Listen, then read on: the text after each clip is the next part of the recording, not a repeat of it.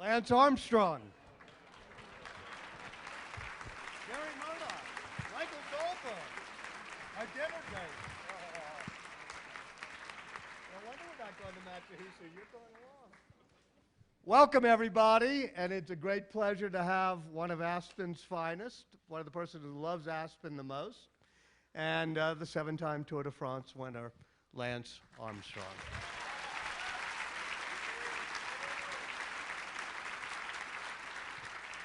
You just came back from the tour. Tell us about it. How did you read it this time?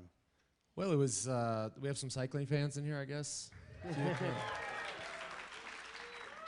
It was, you know, I thought it was an interesting tour. They're all interesting. I mean, anytime you have 3 weeks, you have open roads, you have crashes, you have illnesses, you have all the things that we don't necessarily factor into the calculus before the race starts. Inevitably, you know, you have these things that happen. So in the first 7 days of the race, we had, I don't even know how many favorites were knocked out of the race because of crashes, which were pretty significant this year. And I think in cycling, we all ask ourselves now, why are they crashing more? Why are the injuries sustained more serious?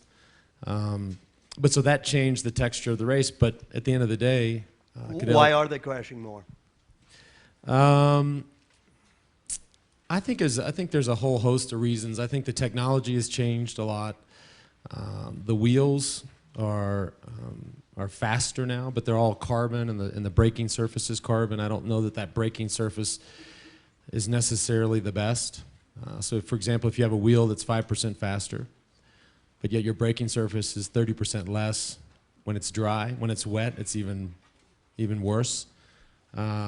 That leads to problems. You put 200 guys on small roads when everybody wants to be at the front, everybody wants to be competitive. You're smart enough to know that not everybody's going to get there first. It can be a problem. Also, you know, I get the sense that in the group now there's not a real boss of the peloton that just says, hey, wait a second, this is crazy. Let's just all take it easy. We got 120 miles to go. There's no reason for us to go nuts right now. And there's a lot of little things that add up. I'm sorry, there's less leadership on the teams or less leadership of the tour itself? There's always leadership in the teams, but there's less, at least it's my sense. I'm not sure that I'm not in the group, so it's not totally accurate for me to say, but there's always one. In cycling, we call it the patron. Yeah. And there's always one. And historically in cycling, we've had that. I'm not sure that there is one today. And so without that, you have guys that just sort of are a little misbehaved sometimes. Do you think behavior in general has gotten worse in sports and in cycling? What kind of behavior? Compared to people in Washington and Congress, let's say. The last time I sat on this stage was during Ideas Fest, and we talked about social media, so it was very convenient, or it was appropriate at the time to talk about Washington and inappropriate behavior mixed in with social media, so that was relevant at the time. I don't know. I think that I think if people misbehave today, it's much more likely that they'll be caught.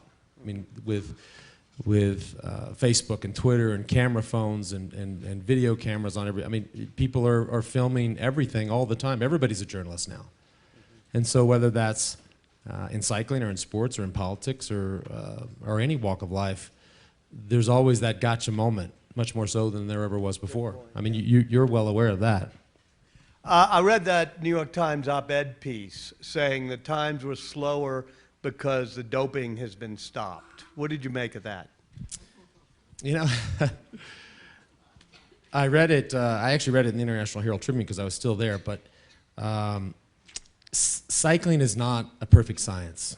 I mean, it's not the 100-meter dash. It's not the 100-meter freestyle in the pool. It's not a sporting event where you can really measure. There's a lot of things that go into performances, and I'm not trying to say that op-ed was wrong, but before we look at the times, I mean, I think in the op-ed they said, well, the times up Alpe d'Huez were 41 or 42 minutes this year, and Lucho Herrera back in the 80s rode 42 minutes, and back in our time we rode 37 or 38 or 39 minutes. That's not exactly fair, because tactics change every day, the conditions change every day, whether it's hot or whether it's cold, or whether the race was aggressive, or whether the race was fast in the beginning or fast at the end. It's just not one of those sports where you can pinpoint and say, look how clean it is, because look how slow. Like, what happens if next year somebody rides 38 minutes on Alpe d'Huez? Are we all going to say, we're going to write op-eds and say, oh, they're dirty again? Yeah.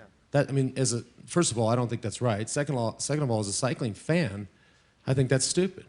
I think that's crazy to sit there and make such a bold statement based on times up a mountain which really vary based on all the things I just mentioned. What is the status of the investigation that you've been facing in doping? I don't know exactly. I only know what I read in the paper, and you know, I've been asked by many people what possibly what could a retired cyclist from Austin, Texas, have to do with a federal investigation based in Los Angeles and led by the Food and Drug Administration? Wait, explain.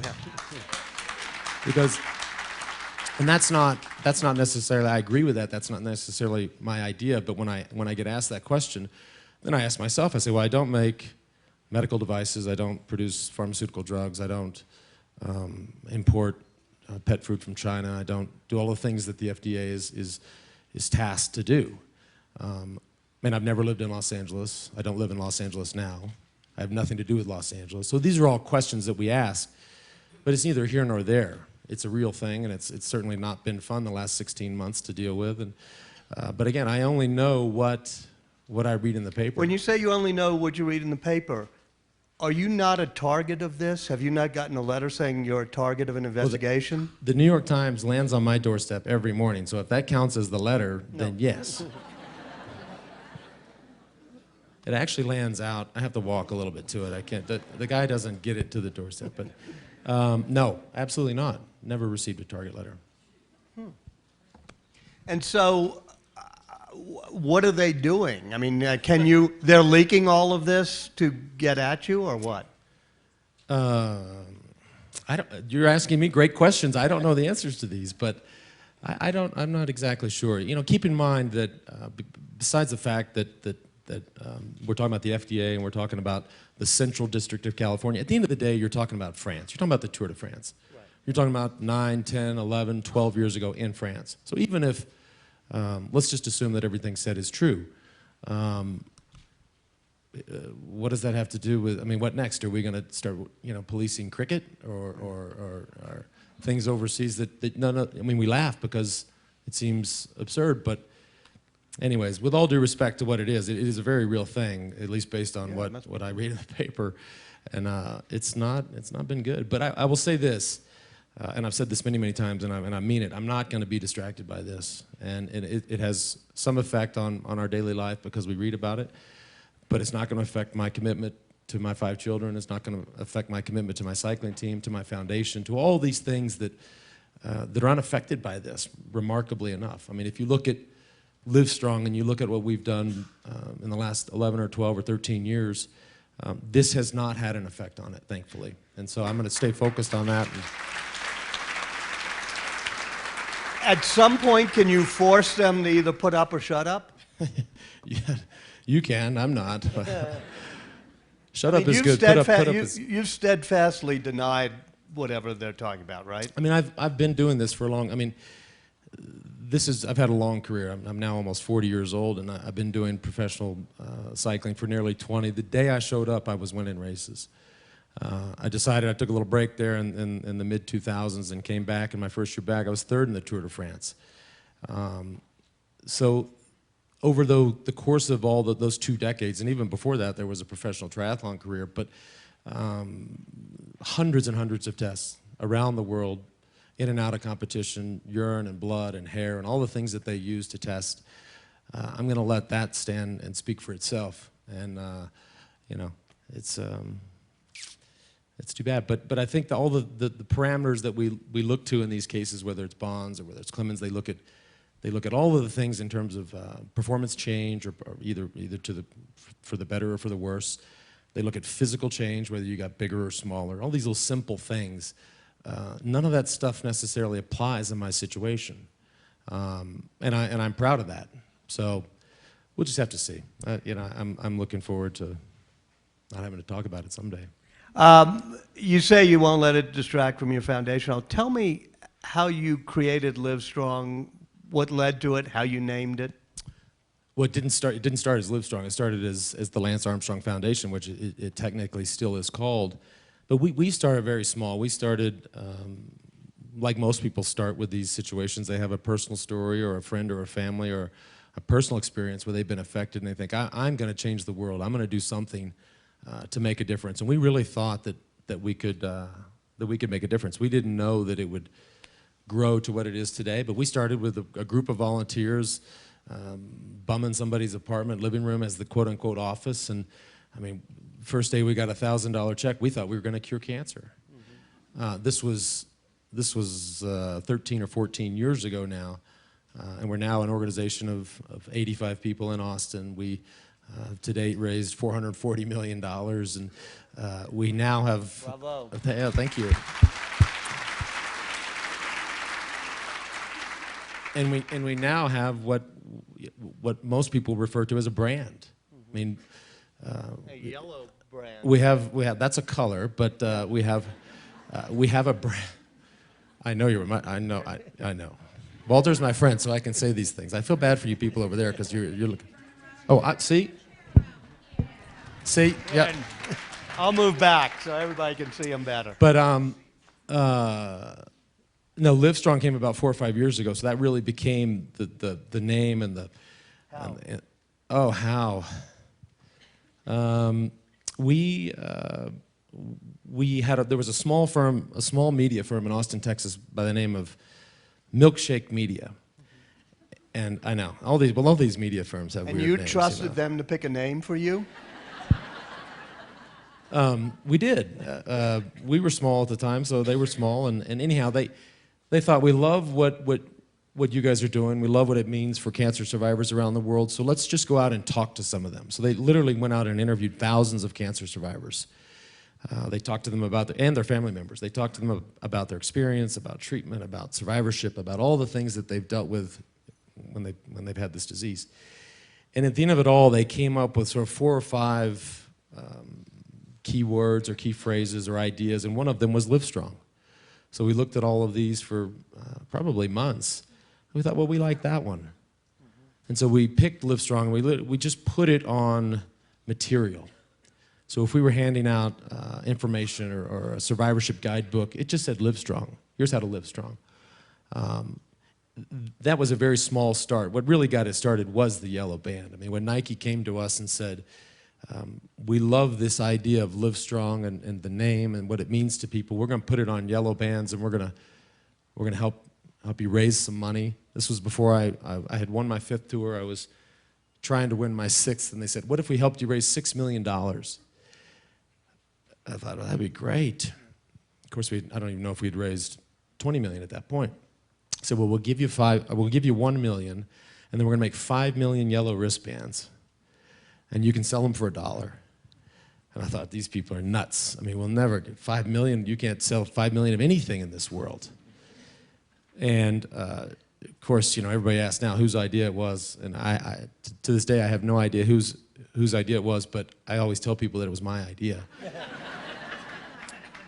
So the good thing is with a company like Nike is they put these wristbands on the wrists of all their athletes. And so I won that 6th tour.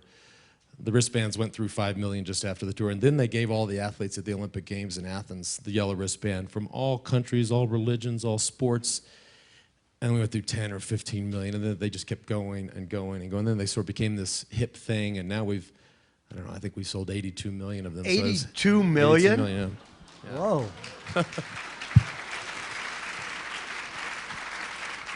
Tell us about your personal battle. But can I just say one, and I think I told this story at the Ideas Fest, so if I did say it and some of you have already heard it, then just let the other people enjoy it, because it's a hilarious story in my opinion.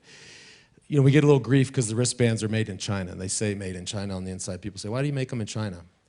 I say, well, because they're cheap, and we're a nonprofit. So one time I had the opportunity to go meet the Dalai Lama, and as I was walking in, this was in Sun Valley, which is about 1% as nice as Aspen, Colorado. But Anyhow, I'm going in to meet the Dalai Lama. One of his aides hands me this wristband. And it says compassion. It's the color of his robe. It's sort of this brownish, maroonish, reddish color. And so I was like, I got to put it on. I'm meeting the Dalai Lama. So I got the yellow one and the compassion one on. And then about 5 minutes into this thing with the Dalai Lama, I said, well, I wonder where the Dalai Lama gets his wristbands made. And so I just snuck a quick made in China. So from now on, when people ask or give me grief about the... That's a great story. And it has the added benefit of being true, even better. I mean, it's... so... Go ahead. Tell us a little bit about your personal battle with cancer and how that...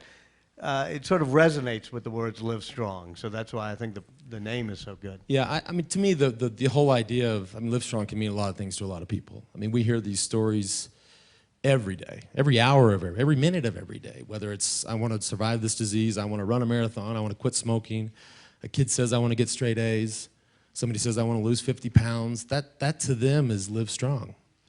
And so, but for me, it was really about the quality of life, really about the way that the people are able to come back from this disease, and they're ultimately, regardless of their situation early on or the treatment they received or all of the stuff that they went through, they are able to find a high quality of life afterwards. And you know, God knows I've been able to do that. I was very lucky to have great doctors and great care that really enabled me to ultimately live strong. Otherwise, you know, either A, you lose your life, or B, your what you know to be life after that is significantly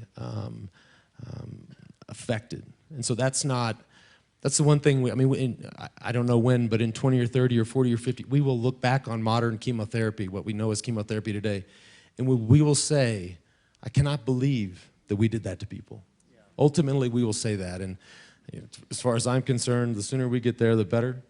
And but it has a real effect on people, and it has a real effect whether it's on fertility, or whether it's on their job, or whether it's on relationships they have, or whether it's on the fact that they want to get back on a bike again and win the Tour de France. It affects those things, and so ultimately we'll get past that, and we will look at it and go, oh my God, you remember that? That was nuts. You're like leeches. Yeah. What enabled you inside to live strong? Oh, I think, well, first of all, I had a very,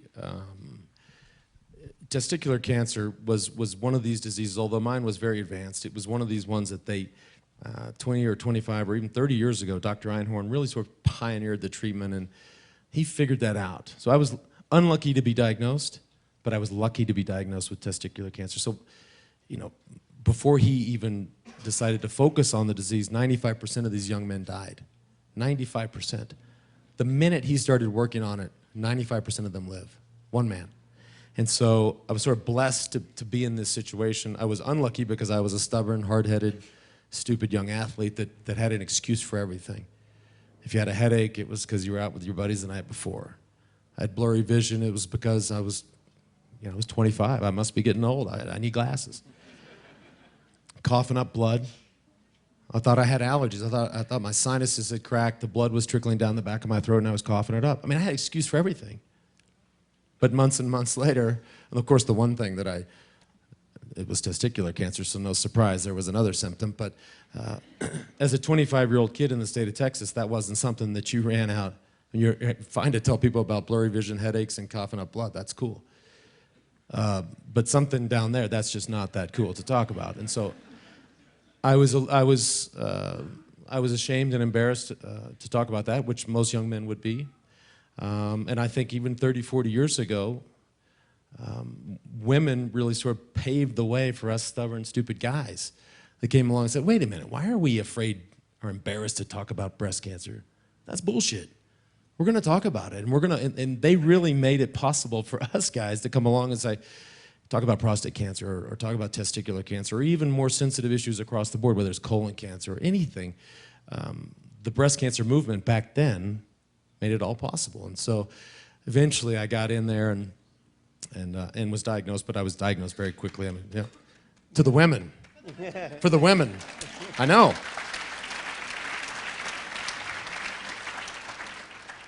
I know. I agree. I love women. I do. Where's Anna? Before I get in trouble. Where's Anna? Where's there Anna? she is, right? There's Anna. Stand up, Anna. Yeah. 5 children, yes. Raising them in Aspen for the summer. I had my best friend growing up was my mother. She had me when she was 17 years old, and so we sort of grew up together. So when I say I love women, I mean my best friend growing up was a woman. Oh, believe me, if it wasn't for her, I wouldn't be here. So I definitely love her for that. But she was an amazing force in my life, and still is to this day, and an amazing lady, mother, grandmother. And as you created Livestrong, part of what you've done is made it possible for people to talk about this more. Was that conscious? It's something, I mean, it's a big thing for us, is just to get people to share that story, whether it's, look, these days you can share your story with millions of people very easily, just with a device. Yeah. But it doesn't have to be that way. It could be walking across the street to a neighbor that's been diagnosed. It could be on an airplane sitting next to somebody that's clearly in the middle of this, or at a bus stop, or at a support group. There's a lot of ways for people to share that story, and that's, I mean, imagine if nobody ever shared that story. Back in the day, I guess they didn't. And in other parts of the world, they still don't, where they feel like they'll be ostracized or put out because, I mean, in a lot of parts of the world, people think that this disease is contagious, so they're just left to die. So the more that we can bring those parts of the world up to our standard in terms of transparency, better. Of course, this is the disease of the modern world and the developed world. So the more that we develop our societies and create bad food and create a different environment, the more people get sick. And so it's a catch-22, because that's what we want for the undeveloped world, or the underdeveloped world, is that we bring them up to where we are. The bad news is they'll be more likely to eat fast food all the time and smoke cigarettes and not exercise and not do the things that we know we're supposed to do. So that's why I tell people all the time, is this is the most, I mean, give me anything else. Give me AIDS, give me tuberculosis, I don't want them, but give me them to work on, because they're single, unique diseases. Cancer is literally hundreds and hundreds of different diseases. Why am I sitting here today, and meanwhile somebody just down the street, as we speak, is going to die from this disease because they have a totally different disease? They may as well be completely different patients, a completely different name. And so it gets deeper and deeper and more complicated as you drill down. You mentioned your device and being able to share in different ways these days through social media. I see Jerry Murdoch here, who is one of the pioneers at Twitter, and you've become... Who hosted our panel here at the Ideas Fest. On social media, but... Felt a little like... I want to say Oprah, not Oprah, maybe Phil Donahue? No. No. Dr. Phil. Dr. Phil, that was it.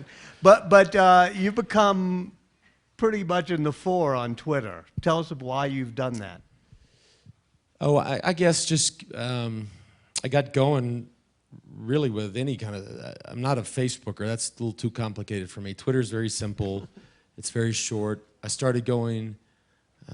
I was very consistent with Twitter when I started the comeback back in 2008. I just thought it would be a good way to show people what you did for training, or where you were training, or how your feelings were on the bike, more from a simple perspective, cycling perspective, but also for the foundation. It's been tremendously helpful to us. I mean, obviously people follow it for a whole host of reasons, but if we had an event in Des Moines tomorrow and I needed 50 volunteers, or we needed 50 volunteers, I could get it. I guarantee you I could get it. And so and you don't want to abuse that, and we talked about this stuff at our panel there. And I think that's the key thing, is that device, whatever device it is, that the person typing in or passing along their thoughts is that person. And so I've always tried to never let anybody else control the tweets. Some of them, sometimes you get in a little trouble with that. I would say some of us do sometimes, but it needs to be authentic, and it needs to be real. Otherwise it comes off the wrong way. But it's been a big part of what we do, and we've tried to use it. What did you learn from your battle with cancer that helped you in your sport? Oh, it sounds like a cliche, but I mean, I really learned to live my life to the fullest. Whether it's sitting up here with you, I mean, I chose to come down here and talk to you, Walter. I chose to spend time with hundreds of people. So that's a choice that I make, and so we all made that choice as well. You guys made the choice to come hang out with us, two old guys too, so we appreciate that. But you gotta, well, one of us is old, I don't know. But you're okay with that. You're okay with that. I'm okay with that. He nodded yes. I mean, but you have to. I think you have to really take advantage of those opportunities. I mean, there were times that I never thought I'd have the opportunity to sit here and speak to you, or speak to you all, or go for a bike ride, or have children. I mean, this was before I had children. So all these things that that we take for granted. There are millions of people that don't, because they're in a situation right now where they say, if I just get out of this, here's what I'm gonna do. I'm gonna go for a walk, a hike, I'm gonna hug my kids, I'm gonna go back to work. I mean, they want those chances, so you can't just dismiss those. And I try to, and my friends and family can tell you. I mean, I'm sort of weird when I'm up, and I'm going as hard as I can, and as soon as I lay down, I pass out. So, but when I'm awake, it's got to be sort of full gas. Tell us more about what Livestrong does with its $84 million in wristbands, and then hundreds of millions more on that. Good question. On some of that stuff is, a lot of that stuff came back in the day when we were selling them internationally. So we tried to keep, quite frankly, a lot of those back in the mid-2000s were sold in France. So we tried to keep all of that money in the country where they were sold, which is a logical thing. But we are basically an organization that that wants to be there the minute that somebody is told you have cancer. And so whether that's, and obviously that leads to hundreds, if not thousands of questions. What do I eat? What do I do? Where am I treated? Or simply, the question could be, what questions do I ask? Do I need a second opinion, a third opinion, a fourth opinion? This is, and I touched on this a second ago, this is the reason we're still dealing with 562,000 deaths a year. This is a complicated problem. It's with all the smart people we have in the world, and we're still dealing with one American every minute dying. Come on. And so people have a ton of questions. And some of the stuff is real time. And one of the things we're most proud of, we just opened what we call a navigation center in Austin, Texas. We moved from an office, a nondescript, boring office building in Austin, Texas, to the east side of Austin about a year ago. And it was, that part of town was largely Latino, mostly Latino, if not all. And people there struggle with the obvious issues, whether it's healthcare, whether it's language, whether it's insurance. So we opened in our office, we opened a navigation center. So if anybody in that part of town is diagnosed, or their friends or family, anybody, they can come in and we help them sort of navigate through this process, which even for, I mean, look at this town. I mean, all the money in this town, it doesn't matter how much money you have. You're going to be totally lost if you're told you have cancer. You're not going to know what to ask. You're not going to know what to do. Who cares what your bank account says? So imagine if you're a 42-year-old lady, you've got 3 kids, you're not a legal citizen, you're worried about that, you got no insurance, you don't speak English, what do? You're in big trouble. And so for us, we're very proud of this facility, which is actually in our headquarters in Austin, but that's just a small part of the deeper dig that we do with basically survivors around the world. And do you think you may open more navigation centers? Might that be the template? With all due, yeah, the answer is yes. This one we opened just months ago, maybe 6 months ago. And with all due respect, there was a gentleman by the name of Dr. Harold Freeman who opened the first one in Harlem. And so Dr. Freeman is on our board. He's a wonderful guy, and he's really made an impact in that community in Harlem. And so we of course, he's on our board, so he helped us duplicate this center in East Austin. But absolutely, I mean, it helps to have a lot of things in place. But if you just think about it, you realize there's a need for that. What's your athletic routine these days? I was very proud. I rode my bike 60 miles today, and I came home, and I said to Ann, I said, God, this bike riding is hard. It was so hard. I was so tired coming back up that valley. Where do you ride? You know, we have good riding here.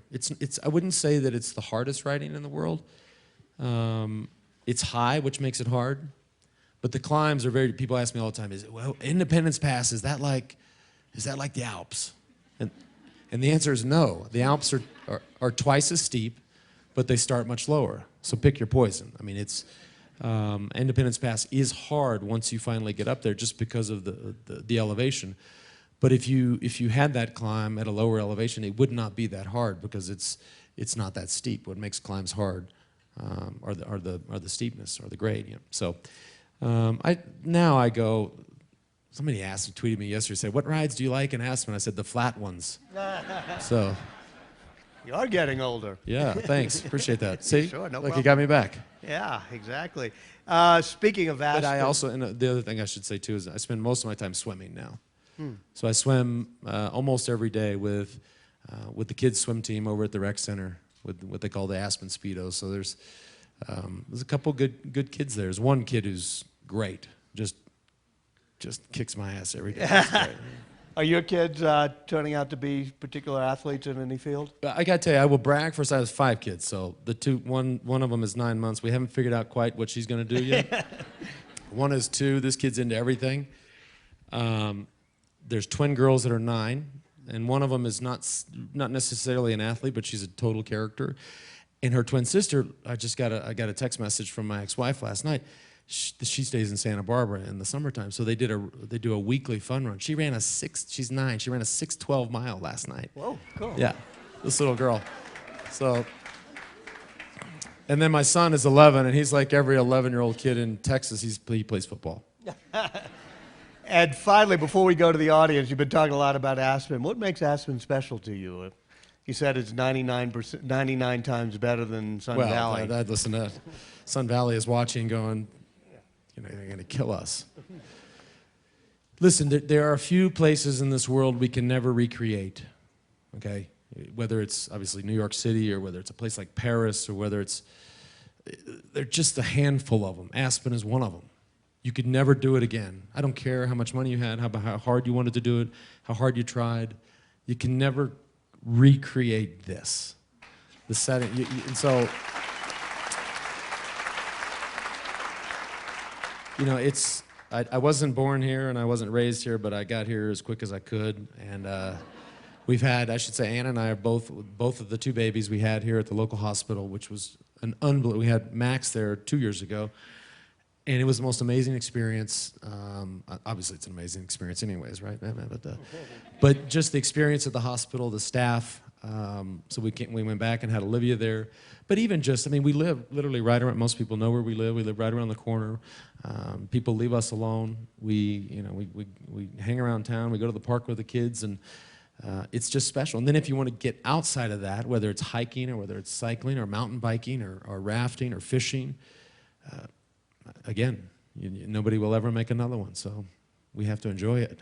Bravo. By the way, when you were here a couple days ago, we were just having a little drink in the afternoon, and Admiral Olson is the head of the Special Operations Commander. Some of you saw him here on the stage a couple nights ago. And he we all got to talking, but you had done the Navy SEALs training, and you also do... Well, no, I didn't do the training, but I did. I was there for one day. I did the course, what they call. Wait, nobody else in this room has done that course. We don't know that. We don't know that. Anybody who's finished the Navy SEALs course? But anyway, this guy walks in, and, you know, it's when a 4-star admiral I mean, you got the stars, and I'm like, it's like if Hutton walked in or something. But it was great to talk to him, and yes, I did do, and I was telling him about. I was there for Hell Week when the kids were trying to make it through. And I spoke to some of them. They were down to they start with 1,000, so they were down to about 200 or 300 at that time, which they were totally out of it. I mean, I was using every line I had, whether it was about fun times or girls or, I mean, whatever you could think to get young men excited, and they were like, they don't let them sleep. They put them through all this And so then I went out and did this obstacle course that they have, and I was so fit, I was so ready. This was just starting this comeback. I've never been so scared in my entire life. And that's why I was telling the Admiral about that, and just, but that's a very, these kids are amazing. I love being around. To me, that's the greatest team in the world, U.S. military. Raise your hands. Speak up. I hate to do it to you, but there's a man in the way back who got there first, and you're walking forward. Now you get your exercise. Hey, Lance. Big fan of yours. Watched the tour since I lived in France in '75. When I first saw you win the tour, after you beat cancer, I was super impressed. And you went on to win it 2, 3, 4, 5, 6, 7 times. I thought my TV was broken. Do you think maybe your battle against cancer may have given you some kind of physical edge? I'm assuming it gave you a mental edge, maybe. Definitely. But is there any evidence that maybe your body became stronger after you fight against cancer? Well, there's a bunch of ways to look at it. First of all, you said it. I mean, mentally, that's an unfair advantage. You don't approach a training ride or a race the same that you did before. That's easy to know. Physically, my body changed after the disease. I lost a lot of weight, which is just a side effect to high-dose chemotherapy and all the things that you go through, and nausea, et cetera, et cetera. So my body looked different. But also you have to consider, I mean, nobody knows how long I was sick. Nobody, I was diagnosed October 2nd, 1996. I think 6 weeks before that, I raced the Olympic Games in Atlanta. So if you look at, you think, well, wait a minute. And I was disappointed. I was 6th in the time trial, and the road race came down to a sprint in our group, and so I didn't. But if you look at it, you're like, wait a minute. Of course you're not performing at the highest level. But then you try to work back, but you're guessing at how long you've been sick. And of course, we all know how this works. Most of us know how this works. I mean, you start with a malignant cell that turns to 2 and goes to 4 and to 8 and to 16 and 30, and it just builds and builds and builds, and pretty soon you have a tumor. And so, my situation was, I had even breaking it down even further, I had a cell type called choriocarcinoma, which is a very bloody cell type. And so it travels very rapidly. As soon as it hits the blood, it travels. So that's why I had in the abdomen, I had 10 golf ball-sized tumors in the lungs and 2 spots on the brain. So if you just saw the chest x-ray and you thought, this kid did the Olympic Games 6 weeks ago, you're crazy. And so, yes, I did get better when all that junk got out of the body. And by the way, all those things explain all the symptoms. The 10 golf ball-sized tumors in the lungs explain coughing up blood, because you have a bloody cell type, a bloody tumor. And the blurry vision is the 2 spots on the brain. So once those are all gone, then all the symptoms go away. Yes, in the way back there, please. Sorry, I have trouble. There's lights here, so you have to... Thank you, Walter. Lance, there's a rumor about you here in Aspen. I can't believe it. Rumor, no way. Well, I was actually surprised that Walter didn't mention it, so I thought maybe you could confirm it for all of us here. Is it true that you can do the Ute Trail to the top in 17 minutes? Well, I can do it faster than 17 minutes. Whoa. But that's on the way to Ajax. So I can do it back years ago when I would do it as hard as I could. I would take a time check at the rock there, which was less than 17, and then at the top was 43:40. At the top. Let me switch back. I think there's people that can do it faster. Yeah. I think Ricky Gates can way do it faster. back. Yeah. We've said all these things today, and that's the one thing that everybody's like, whoa. I've never tried. Ajax. So, Don't you guys I have trouble know getting that, to the top on the gondola. Yeah. Go for it. Don't you guys know that Lance is fast by now? Yeah. Lance, it's awesome to have you a part of our community, and it's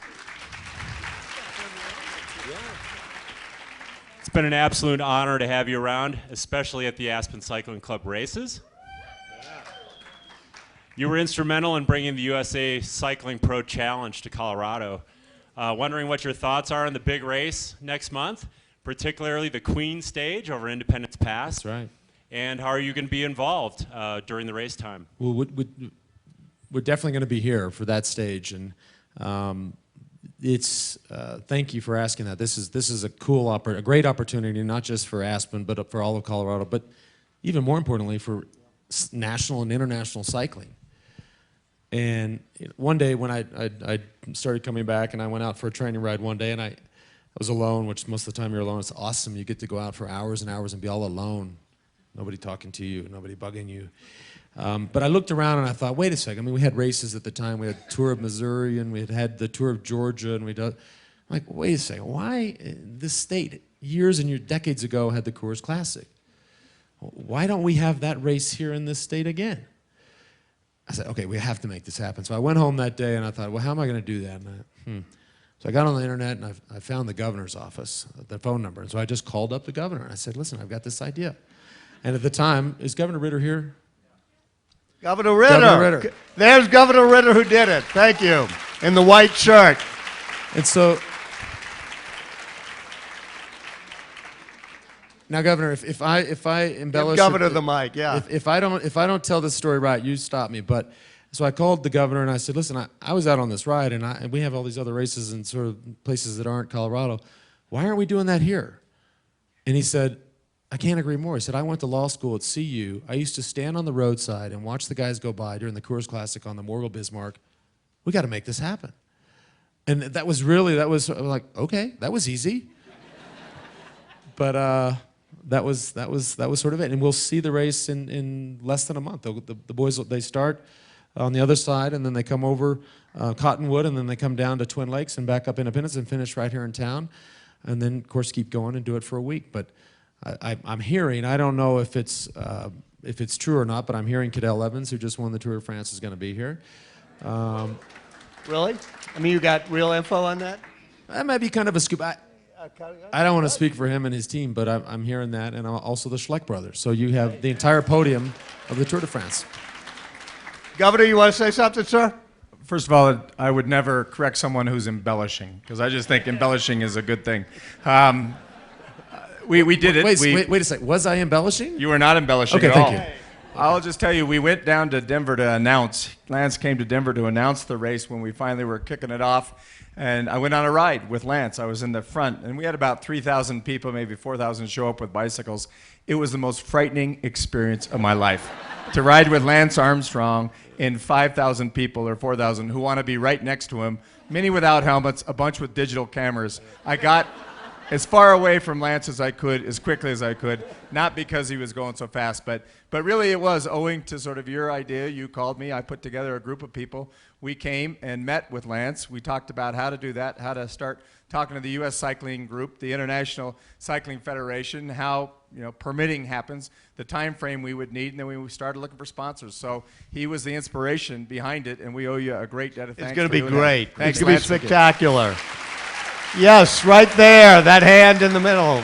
Yes, sir, with the white hair. Stand up. A microphone will get to you.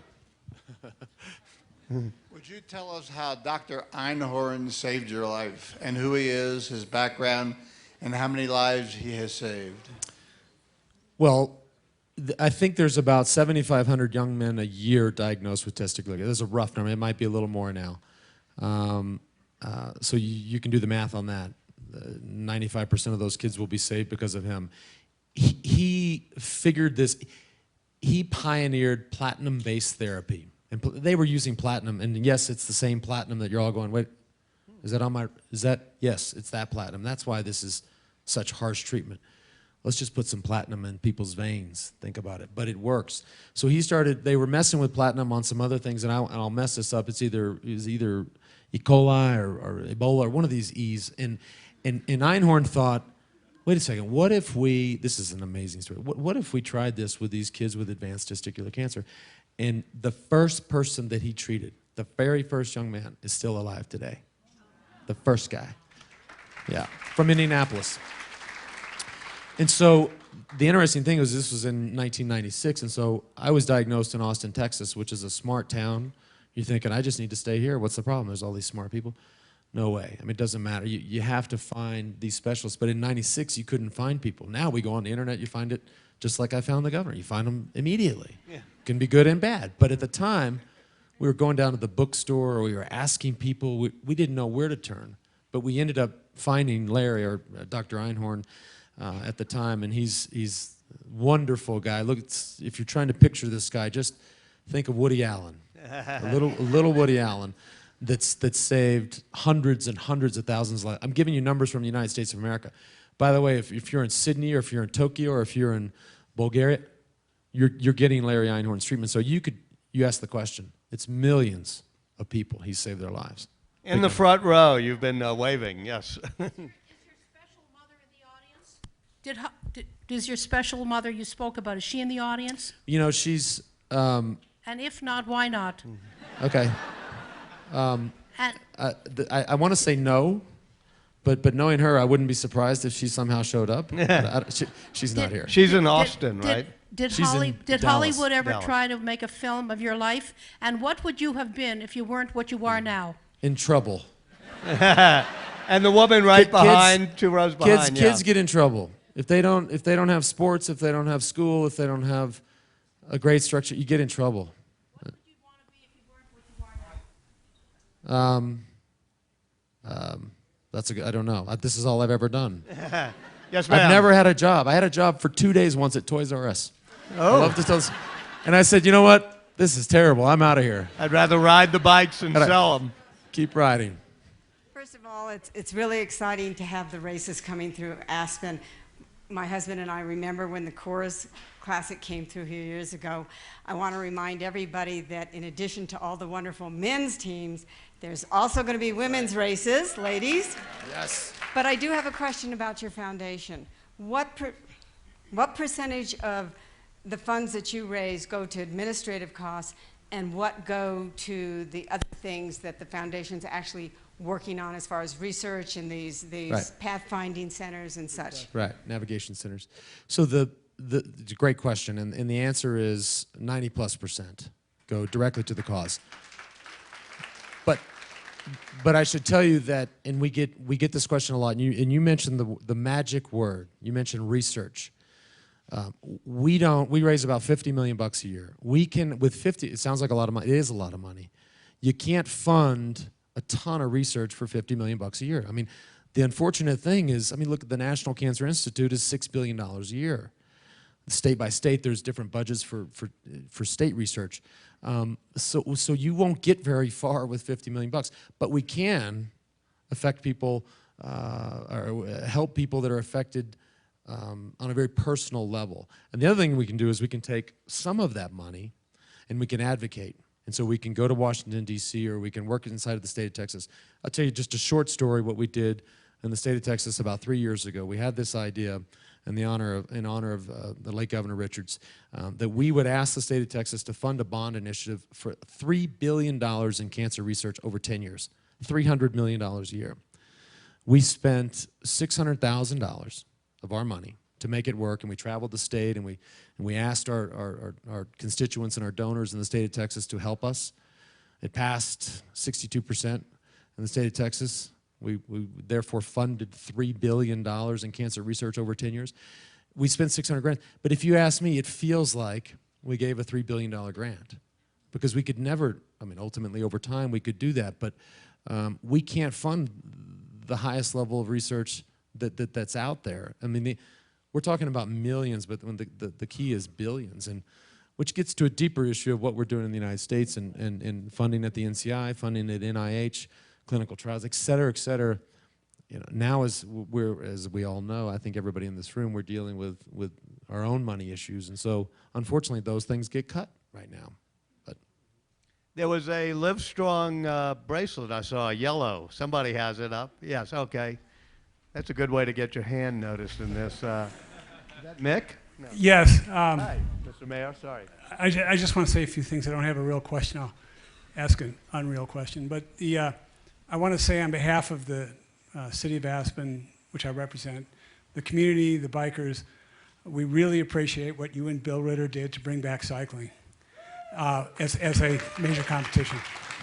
I know it was I had a strange experience because when I was running for mayor a couple times ago, I said, you know, wouldn't it be great if we brought back pro cycling? I had no idea that you and Bill were conspiring to make that happen. And I feel a little bit like the guy who walks in the room and flips a switch and the power goes out and you think you did it. But I know better. We'll give you some credit, your too. mind. We read your mind. And the other two things I wanted to thank you for, one is personal. 4 of my 8 siblings are survivors. My mother, my brother-in-law, all affected by this disease. And it's great to know that people like us or my family or any family will really have someone to go to for help, because I know how helpless that feels to hear those stories in the family. And I really appreciate what you've done in that regard. And I also appreciate, I want to say on behalf of, I haven't done this, but a lot of my friends are cyclists and they've ridden with you. And you know, the superstars are not always like eager to be around us Aspenites. And you've been very gracious about that, and we really appreciate that. And that's nice. That's great. And finally, I've been watching the tour and thinking about our stage goes over Cottonwood Pass. There's 9 miles of dirt. You go up to 12,000, cranky descent, Buena Vista, and then up over Independence. It's about 205K or 130 miles. Is that comparable to Galibier, Alpe d'Huez, or Tourmalet, or whatever, you know, one of those classic stages? Well, thank you, first of all, for all that you said. And I want just, when I'm done answering this, I want to touch on this thing about cycling and running into people. But this is not, this race will be unlike anything we do. In Europe, you literally race at 0 or 1,000 or 2,000 feet. How these guys respond at 12,000 feet is anybody's guess. And especially if they haven't been here. I mean, if you live at 12,000, I suppose that's not that big a deal to go do it. But if you've been hanging out in Europe and you're recovering from the Tour de France at sea level and you come up here and go over Independence Pass at 12.4, it's going to be interesting. And we don't, and I'm glad I'm watching on TV. But we don't see that. So it's anybody's guess. I don't know. But the other thing, too, about cycling is, you know, unlike any sport, it's one of these things where, I mean, I can't go play golf with Tiger Woods, or I can't go kick the soccer ball with David Beckham, but because when they train in stadiums or facilities or on private courts or whatever, you can't get to it. In cycling, you just go out and you're on the path, you're on the street, and somebody rolls up like, hey, what's going on? You say, not much, what's going on? I mean, you're just sort of there. There's no private cycling venues that I've ever found. Makes it great.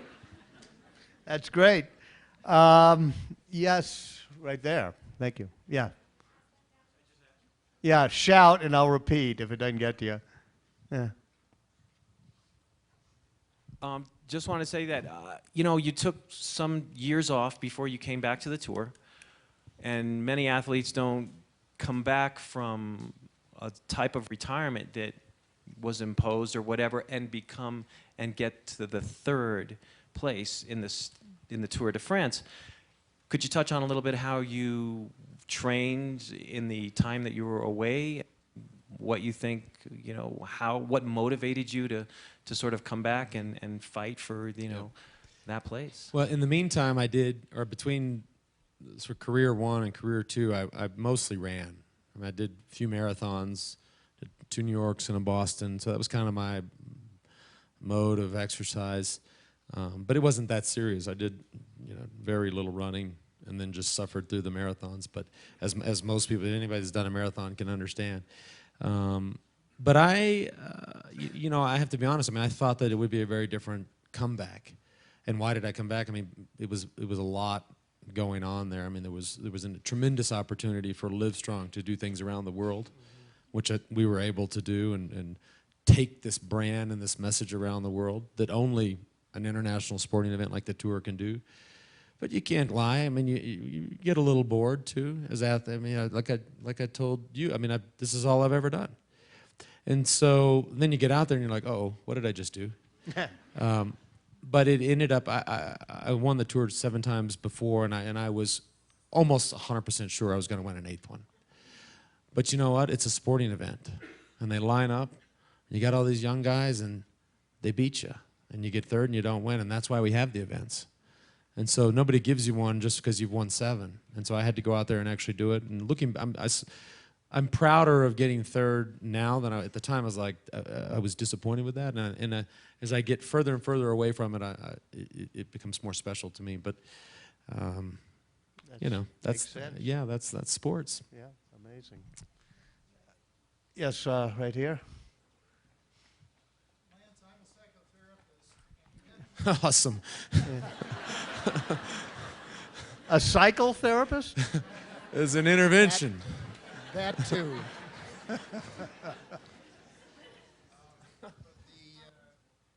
Just talk into it. You All don't have right, to turn it there on. we go. I come from the land of the California cycle tour, but that's not the point I'm trying to make here. You haven't mentioned your guidebooks that you've recently published, and I've bought 25 of them to use with my clients because I've had people die in my practice. And so I found them immensely helpful. Yeah, and tell us I about wish, those guidebooks. wish you'd address yourself to those, The Survivorship Guidebook. Yes. Yeah. So, but that's maybe I didn't touch on it specifically, but that was Livestrong. The Survivorship Guidebook manual, so to speak, was what we had. That somebody said we got to put a name on this. That was what Livestrong became. And so we had all this great material, and that material has continued to grow and evolve. But that was the one thing was like, okay, you can put the Lance Armstrong Foundation, and I was always uncomfortable with that name being on there. But that was the thing that people need, and it's not a short read. And of course, it's when you have a situation with 500 different cell types or diseases, you need a lot of information. Well, thank you, sir. And we hear that, and if we just look at. All we got to do is hear one of those stories. Yeah. I mean, we make thousands and thousands and thousands of these things. All I got to hear is one story that says, you saved my life. And I say, that's enough. We've done our job. Yep, right here. Are you really retired, like permanently? Or can we expect wishful thinking, a Lance Armstrong revival tour in maybe a different form, maybe something more endurance challenge, Great Divide Ride, something to that effect? You know, what? Actually, I told this to the Admiral yesterday because they have this Great Divide Ride where you talk about crazy. They go from Canada just to did the Mexico. first portion of that ride. You did. It was crazy. But it's all self-supported. And so I was telling the Admiral this yesterday about this SEAL training because these kids don't sleep. I have to sleep. So that's out. RAM is out. All these things where people don't sleep is not good for me. But there won't be a comeback 3.0 on the road. But I would not rule out a multi-sport endeavor at some point. We'd love to have you back. Well, explain what that would be, maybe. I was trying to be vague. And I'm trying to get you to be specific. Here's the journalist. Walter and I were walking home yesterday, and he's like, you know, somehow it came up about the dead space that people leave at the end of their sentences, and most people sort of fill it or sort of lead to the next thing. And he says, no, we never do that. We just let it sit out there, and then people keep talking, and then that's when they say what, but I'm not talking anymore. I'm done.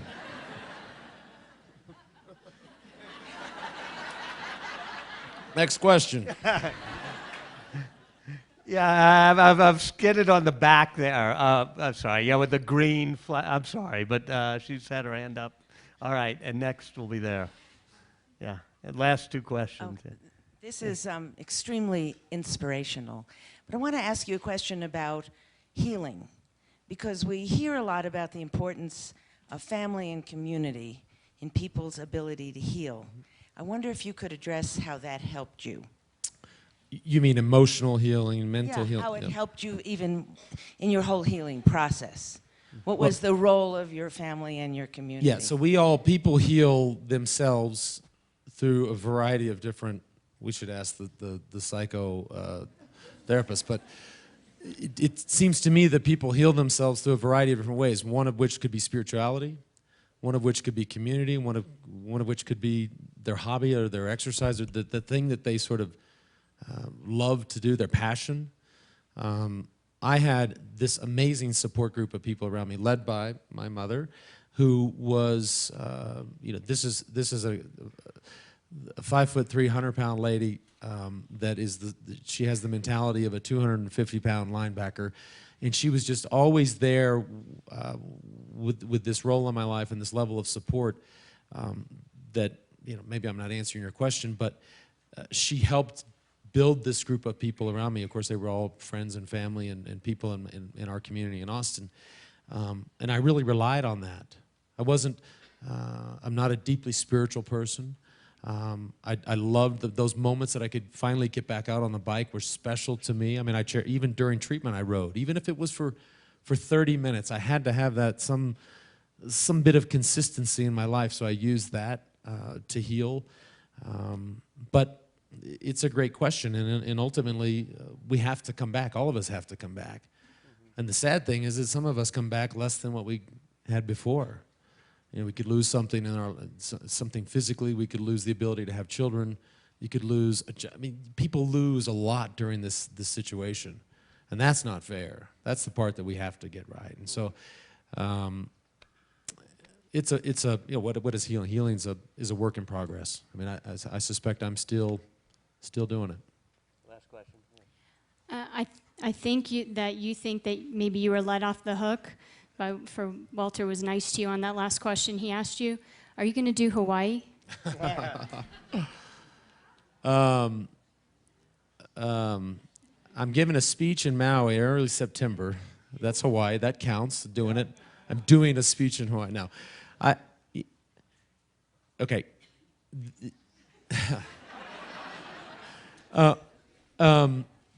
It's not, and for those of you who don't follow triathlon, the Hawaii Ironman is really the Super Bowl of triathlons. It's for triathletes and fans of triathlon. They know that when I was 15 and 16 and 17 years old, I was a professional triathlete. So the idea that I would go back to the sport is a question that I get that question every day. So here's your answer.